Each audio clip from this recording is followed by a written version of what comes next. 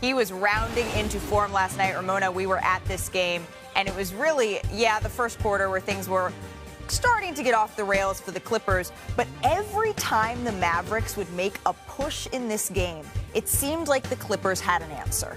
Yeah, and that has not been the case for the Clippers. They tend to be a team that falls behind and has to come back in the third quarter. But in this game, they led, and this is a team coming off a 6-game losing streak. They wanted this one. You saw Steve Ballmer sitting there loving it. I caught up with him after the game. He was excited about this win, but now it's about being able to stack one on top of the other. But you can't have a 2-game winning streak without a 1-game winning streak first.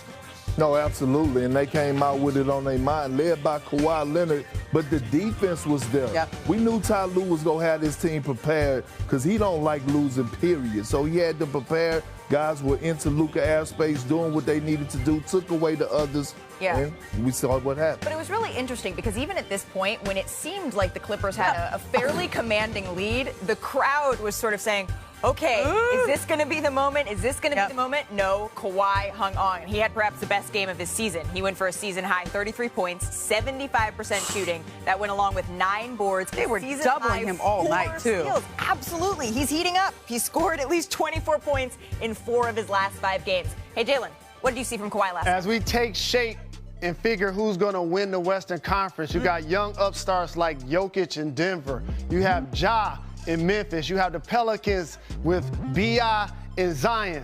But then you have some crafty veterans like Kawhi Leonard. Look at that steal, getting out in transition. And this is why you know he's getting back to form. Little patience, a little give and go action, gets it back.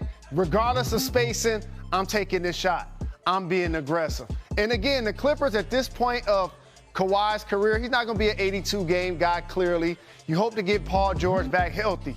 But they're going to be a team that's going to be a problem in any 7-game series. Look at this double team that Momo was talking about. Guess what happens when you're a champion and finals MVP?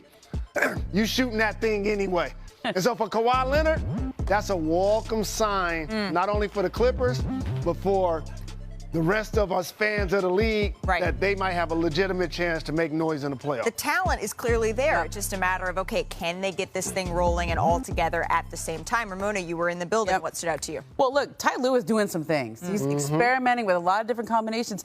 And he went with this all-wing lineup that they have a lot of great wings on this team. And they just kind of punted on the traditional point guard altogether.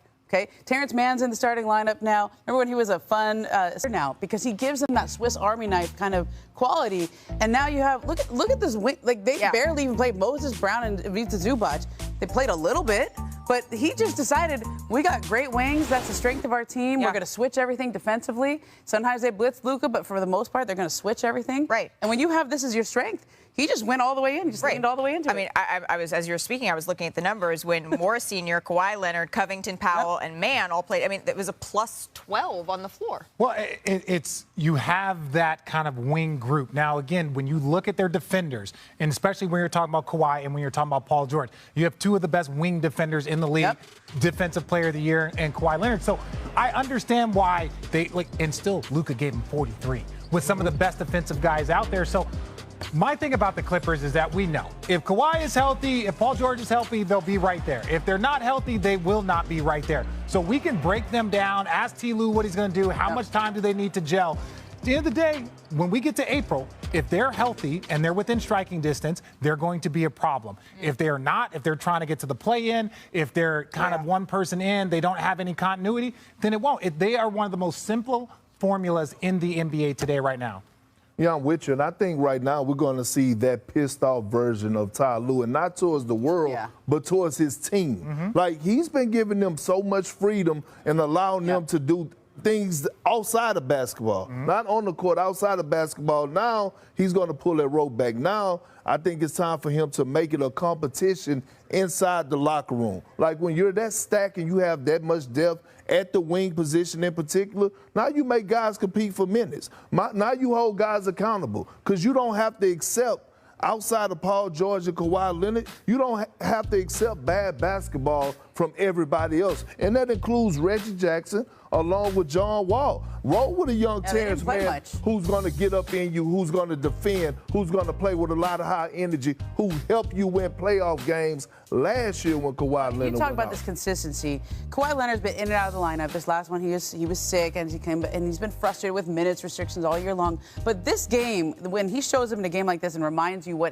how good he can be, Ty Lue talked to me after the game last night. He said, Kawhi is able to do this because he gets up for these kind of games. Remember a couple years ago, this series against the Mavericks, this was like a classic back and forth, and no one could win a home game in that series until the very end when the Clippers finally won that. But he and Luka, they have a little rivalry as going. They should. And this is why when Kawhi came and played like that, you go, where is that every night? And when he's able to do that, as you said, when he gets doubled and picks apart the defense that way, that's why they're able to play the all-wing lineup. Because Kawhi can just read the defense and basically play point guard for them. Well, I think there's one thing that has probably gone unnoticed.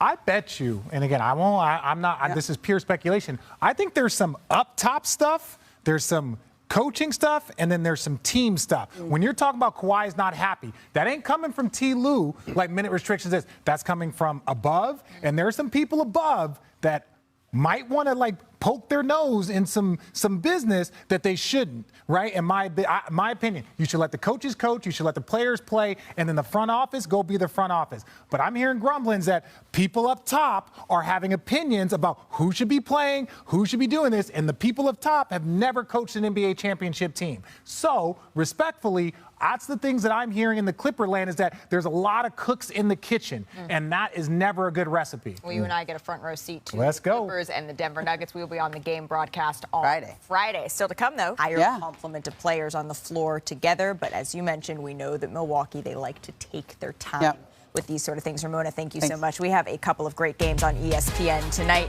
Our doubleheader, it kicks off with Giannis and the Bucks. They play their second game of their 4-game road trip against the Hawks. And then we have Nikola Jokic and the Western Conference leading Nuggets. They host the Suns. We tip you off with NBA Countdown at 7 o'clock Eastern.